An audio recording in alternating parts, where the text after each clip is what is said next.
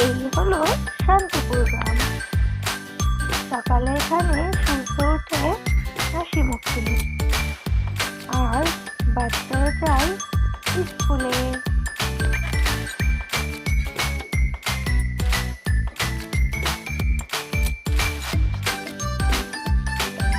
এই স্কুলটাই আমাদের গল্পের মূল জায়গা।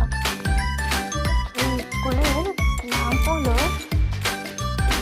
Shantipur primary school.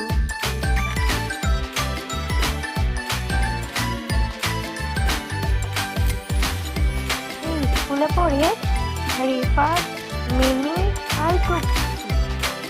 এরা তিনজন খেলাধুলা করতে প্রচুর ভালোবাসে।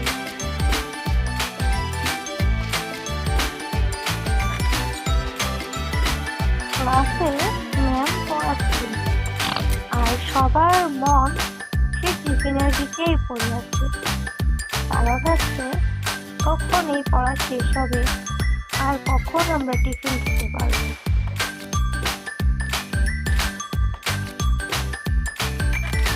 অবশেষে যখন ম্যাম টিফিন দিয়েছে, তখন সবাই যে যার মতো টিফিন বের করছে। হঠাৎ রিফাতের মনটা খুবই খারাপ, কারণ রিফাত তার নিজের টিফিন খুঁজে পাচ্ছে না। স্কুল ছুটি হলো, সবাই বাড়ি ফিরছে, কিন্তু রিফাত খুব চিন্তায় আছে। বিকেলে সূর্য অস্তের পর সন্ধ্যায় স্কুলটি পুরো ফাঁকা। চারিদিকে শুধু নীরবতা, চারিদিকে ঝাঁঝা নীরবতা চলছে। হঠাৎ দেখা গেল টিফিনের বাক্সটা টেবিলের উপর রাখা।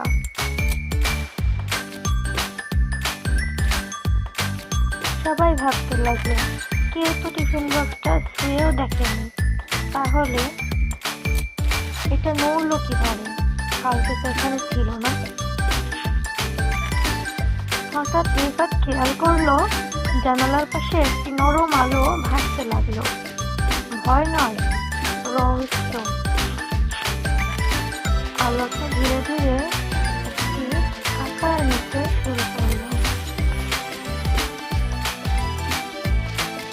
এই দেশে উঠে গেছে, সে আর কেউ নয়, সে হলো ভুতু ভাই। ভুতু ভাই বললো, কেউ ভয় পেও না, আমি বাচ্চাদের বন্ধু, আমি কাউকে কোনো ক্ষতি করবো না।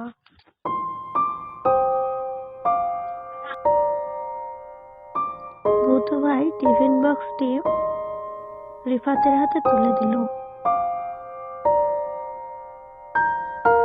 বন্ধুরা সবাই মিলে এবং ভুতু সহ সবাই উচ্চস্বরে হাসতে লাগলো। ভুতু ভাই রিফাতের কাছে গেল এবং সবার উদ্দেশ্যে বলল, সবসময় সত্য কথা বলবে এবং একে অপরের সাহায্য করবে। রিফাত মাথা নেড়ে এবং হেসে উত্তর দিল যে সে আর কখনো মিথ্যা কথা বলবে না।